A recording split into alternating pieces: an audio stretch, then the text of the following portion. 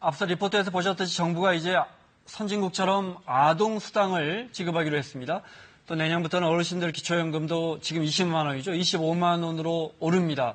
각종 기초수급 대상자도 확대됩니다. 네, 구체적으로 나도 대상자가 되는지 또 얼마나 지원을 받을 수 있는지 사례로 살펴보겠습니다. 정철진 경제평론가 나오셨습니다. 어서 오세요. 네, 안녕하십니까.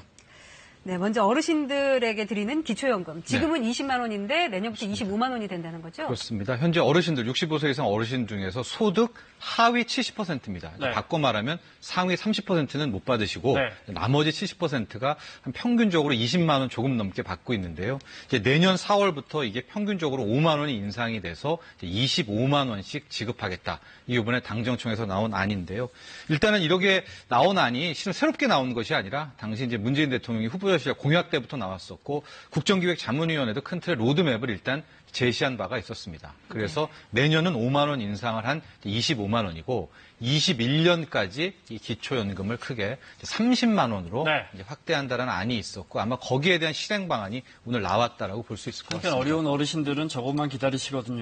저 그렇죠. 20만 원만 25만 원 된다니까 많이들 좋아하실 것 같은데 말씀하신 것처럼 하위 70 원래 지난 정부 공약은 다 하려고 했었죠. 70%만 지금 예산 때문에 그렇죠. 이것도 한 해에 한 7조 원 든다 그러더라고요. 맞습니다. 70%만 드려도. 예. 그런데 그러면 이걸 확대해서 100%다 드리는 방안은 없습니까? 새 정부. 거기에 대해서 오늘 잘 보면 끝에 네. 이제 재설계를 하겠다. 네. 거기에 대한 고민을 하겠다는 얘기는 분명히 언급이 돼 있었는데요. 방금 그 상황을 좀 말씀을 드리면은 이제 소득 상위 30%는 못 받지 않습니까? 네. 그다음에 하위 70%가 받게 되는데 이 받는 분들 중에서도 국민연금을 좀 가입해서 국민연금을 이제 받는 액수에 따라서 또 이 기초연금이 줄어들게 되는 이런 과정이 또 있고요. 네. 또 하나 굉장히 많이 하소연을 했던 것이 이제 직역연금을 받는 대상자들, 네. 가령 공무원이라든가 군인연금이라 이분들은 아예 원천적으로 자격이 안 되거든요. 소득이 있다고 보시니까. 소득이 있다고 보는데, 근데 네. 이분들 중에서 일시금으로 연금을 받았던 분들 중에서 네. 어려운 분들은 아예 기초연금도 못 받고 이미 받았던 연금도 없고 아마 네. 이런 사각지대들이 있을 것 같아서 오늘 정부 발표를 좀 보면 그래서 일변에서 이걸 줬다 뺏는 기초연금 그러는데 네. 지적을 알고 있다. 그래서 이것도 한 중장기적으로 다 받을 수 있도록 재설계를 해 나가겠다 이런 입장도 전했습니다. 알겠습니다. 자, 25만 원 되고 21년부터는 30만 원 된다. 네. 알겠습니다. 그 다음에 전국에 오늘 나온 기사입니다. 그렇습니다. 전국에 만 5세 이하 아동들은 매월 한 번 주는 게 아니고 매월 10만 원씩 그냥 꼬박꼬박 준다. 이건 뭐 그 가구의 소득 상관없이. 그렇습니다. 이것은 뭐 재벌가든 뭐 아니든 네. 전 국민을 대상으로 하는 겁니다. 네. 전 가구를 대상으로 현재 안은 내년 7월부터 네. 0세에서 5세, 그러니까 5세 이하인 아동에 대해서 매달 10만 원씩 네. 지급을 하겠다. 이제 이렇게 바뀌었는데요. 일단 기준은 내년 7월부터다라고 네. 생각하시면 될 것 같습니다. 국회장 아나운서 만 5세 아이가 없습니다. 아이고, 다 커버렸습니다. 커버렸군요. 네. 아이가 둘, 셋이면요. 그럼 20만 원, 30만 원도 줍니까? 그렇습니다. 이제 그 네. 부분에 대해서 왜냐하면 이제 0세에서 5세고 네. 아마 좀 이렇게 3명까지도 같이 받는 그런 기간이 나올 수가 있을 거 아니겠습니까? 네. 그러니까 그리고 현재 이건 아동수당이고 아니 뭐 3명, 4명도 5명도 네. 있을 수 있죠. 5명까지가 있을 수 제한은 있죠. 따로 없는 거죠. 네. 그렇습니다. 그러니까 아니 그 부분에 대해서는 아직 명확하게는 나오지가 정부가 입장이 않았어요. 안 나왔는데 나왔네요. 네. 또 이 아동수당 말고 현재 양육료와 보육수당까지도 지급하고 있으니까 네.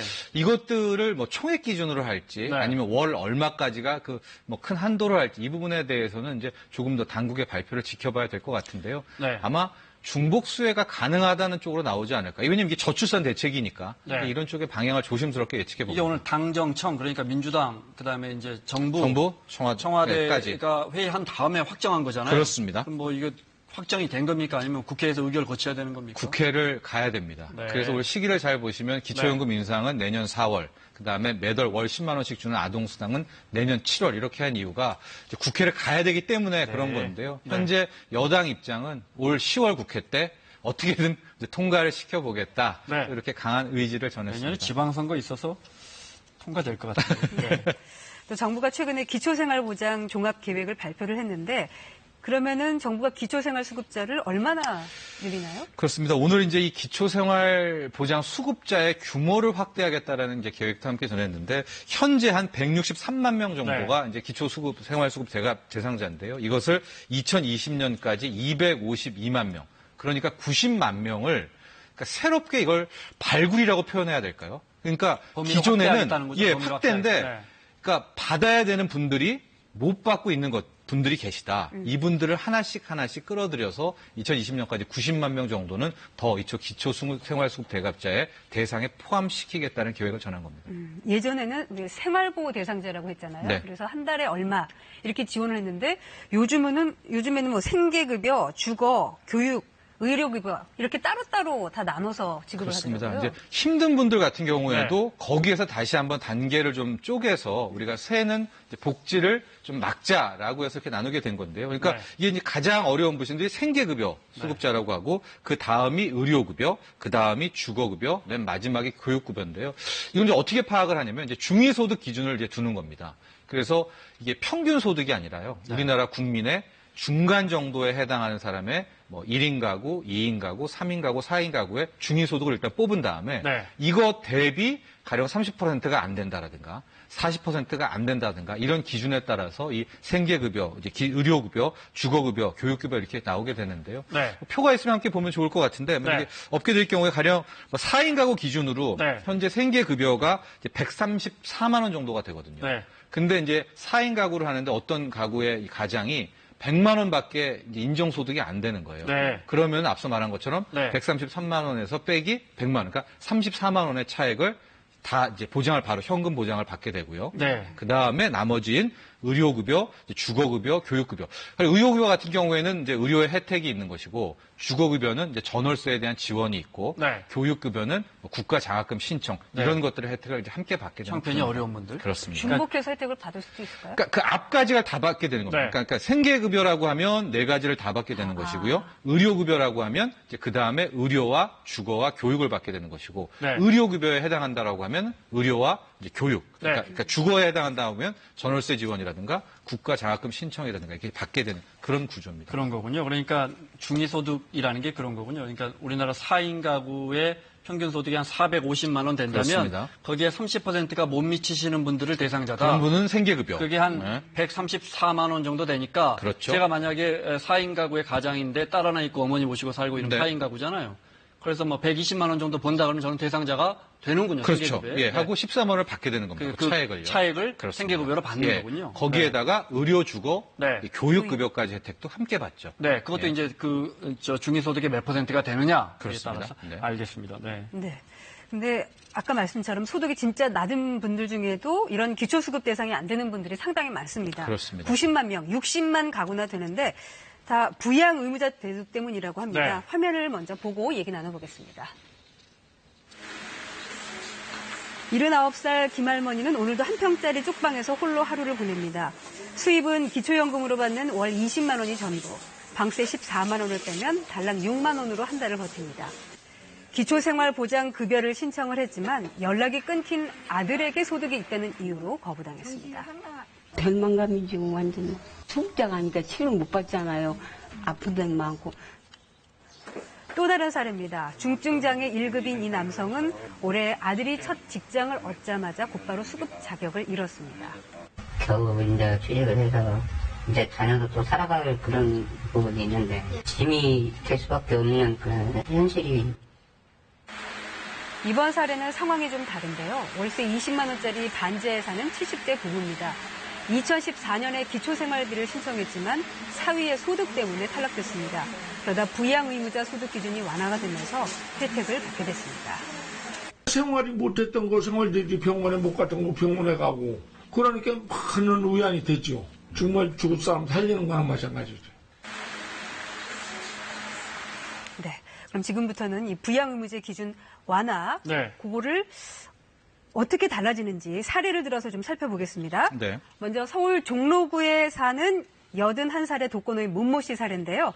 현재 기초연금 20만 6천 원이 소득의 전부입니다. 보증금 200만 원에 월세 16만 7천 원을 내면 3만 9천 원으로 생활을 해야 되는데 발가락 기형 때문에 뭐 병원에 가고 싶어도 선뜻 갈 수가 없습니다.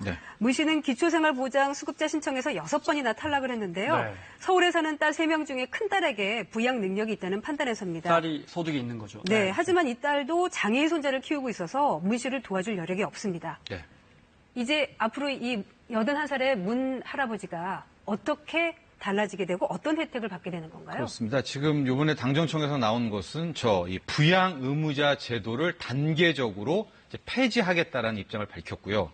당장 올 11월부터는 지금 바로 저 어르신 문 씨 같은 경우에는 노인 분이시지만 65세 어르신 중에 소득이 하나도 없지 않습니까? 네. 저런 분과 가구 내에 중증 장애인이 포함된 가구는 바로 폐지하겠다라고 한 거거든요. 그래서 문 씨 같은 저 할아버지 같은 경우에는 현재 소득이 아무것도 없고 20만 6천 원 아니겠습니까? 그러니까 원래대로 생계급여를 하게 되는 1인 가구의 대상은 49만 원이니까 49만 원에서 20만 원 뺀 생계급여로 28만 원 정도가 지급이 되고요. 여기에서 20만 원 정도의 기초연금을 받게 되고 아까 말한 것처럼 이제 생계급여 대상자가 지정이 되기 때문에 이제 주거급여로 약 한 17만 원 정도의 이제 네. 그 전월세 지원금이 나오게 되기 때문에 네. 66만 원 정도의 혜택을 볼 수 있는 겁니다. 말씀하신 건 매월이죠, 매월. 그렇습니다. 네, 그러니까 매월. 이제 20만 원만 받고 힘들게 살아가시다가 네. 이제 66만 원까지도 네. 늘어나게 된다는 건데요. 아, 참 이 부양 의무자 제도에 대해서는 고민이 좀 많았던 것 같습니다. 네. 왜냐하면 이것 때문에 지금 못 받는 억울한 분들이 많은데 네. 또 이거를 확 폐지하자니 또 부양을 받으면서 또 살아가시는 분들이 있거든요. 그러니까요. 그러니까 이 새는 복지 이 사이에서 아마도 이 단계별 폐지라는 이제 솔루션을 낸 거고요. 아까 네. 말했듯이 올 11월부터는 소득이 아예 없는 어르신, 네. 그다음에 중증 장애인이 포함된 가구는 이 부양 의무자 제도를 적용하지 않습니다. 네. 알겠습니다. 장애인이 있는 가구는 부양할 자녀가 있거나 또 뭐 할아버지 할머니가 소득이 있더라도 없죠. 네. 예, 부양 기초생활대가지고 지정이 네. 되는 거죠. 그러니까 생계급여나 이런 거 받을 수 있다는 예, 말씀이시죠? 의료급여나. 네. 네. 의료급여 말씀하셨는데, 그러니까 형편이 아주 어려운 분들이 병원 가서 진료나 뭐 수술 치료할 때 아주 저렴하게, 아주 저렴. 우리 지금도 이제 본인 부담금 조금만 내지만 그렇습니다. 훨씬 중증은요. 적게 내거나 안 낸다 네. 이렇게 알고 있거든요. 그렇습니다. 의료급여도 이제 상당히 좀 강화가 됐습니다. 이렇게 네. 좋게 바뀐 건데요. 네. 의료급여 대상자는 뭐 크게 1종, 2종 나누게 되는데 뭐 분류 기준이 그러니까 아예 1종은 근로 자체가 안 된다 뭐 이렇게 생각하시면 될 것 같은데요. 네. 1종, 2종에 있어서 기존 혜택에서 더 이제 강화가 됐다. 긍정적으로 바뀌었다. 혜택이 늘어났다라고 하는데요. 네. 일단은 이제 6에서 15세 이하 아동을 가지고 있었을 때 이 네. 아동의 치료비를 이제 이 가구가 10% 정도는 했어야 되거든요. 네. 근데 3%로 줄어들게 되고 네. 노인 같은 경우에 일종의 의료급여 일종에 해당하시는 분들은 틀리는 이제 본인 부담금이 기존 20%에서 네. 5%로 네. 줄어들게 됩니다. 네, 지금 그리고 임플란트 같은 경우에 일종 해당자는 20%에서 10%로, 2종은 30%에서 20%로 떨어지고요. 네. 중증 치매 환자, 이제 2종 입원이었을 때 외래의 경우에도 각각 다 이제 5%만 내면 네. 다 이제 의료급여 혜택을 받는 본인 부담액입니다, 저게. 네, 저 그래픽 잠깐만요. 어르신들, 그러니까 저 65세 이상이죠, 법적으로. 네. 임플란트 일종이 본인 부담금이 지금 20%라면 네. 보통 지금 한 100만 원, 수가가 100만 원 정도 하거든요. 그렇습니다. 105만 원인가 그럴 겁니다. 네. 그러면 내 돈 한 20만 원 냈는데 앞으로 내 돈 10만 원만 내도 된다. 네. 네. 그렇습니다. 굉장히 정말 부담이 줄어드는 거군요. 예, 그래서 아예 뭐 그 사례가 좀 있는데요. 네. 예, 그 경기도 화성에 사는 네. 73세 박모 씨 네. 의료급여 일종 이제 네. 예, 지정자거든요. 수급자인 경우에 틀니 같은 경우에 이제 이분이 그 부분 틀니 한 134만 원이 나왔다. 네. 그럴 경우에 현재는 20% 본인 부담이기 때문에 네. 27만 원은 어쨌든 스스로 돈을 내야 되거든요. 네. 그런데 이제 바뀌게 돼서 이번에 강화되면 부담률이 5%로 떨어지기 때문에 네. 6만 7천 원 정도가 되게 됩니다. 하고 네. 이건 틀니에 해당하는 것이고요. 네. 이제 내년 7월, 2018년 7월에는 임플란트도 네. 10%로 강화되니까 임플란트까지도 물론 근데 힘드시겠죠. 네. 뭐 할 수가 그래도 있을 것 하여튼 같습니다. 본인 부담금이 10만 원대 정도니까 임플란트 하나 할 때 큰 도움은 될 것 같습니다. 네. 이렇게 복지를 확대하려면 이게 결국 또 증세로 이어지는 게 네. 아니냐는 그런 전망도 나오고 있어요. 예, 그렇습니다. 최근에 또 문재인 대통령의 건강보험 네. 확대 방안도 있고 요번에 또 이렇게 이제 기초생활수급자에 대한 강화 방안이 함께 나오면서 결과적으로 재원 마련에 대한 고민들도 많이 나오게 될 것 같은데요. 그러면서 이제 조심스럽게 아마도 이제 증세에 대한 이야기도 곧 함께 이렇게 저렇게 나오지 않을까. 왜냐하면 현재로서의 당국이 추정하는 재원은 어떻게 아구는 맞지만 네. 이게 이제 굉장히 타이트하거든요. 이제 이게 넘치게 됐을 경우에는 글쎄요. 뭐 어쨌든 전 국민이 증세에 대한 고민을 해야 될 것 같습니다. 네, 알겠습니다. 자, 정철진 경제평론가와 함께 복지 확대되는데 나는 얼마나 받을 수 있나 좀 살펴봤습니다. 고맙습니다. 네.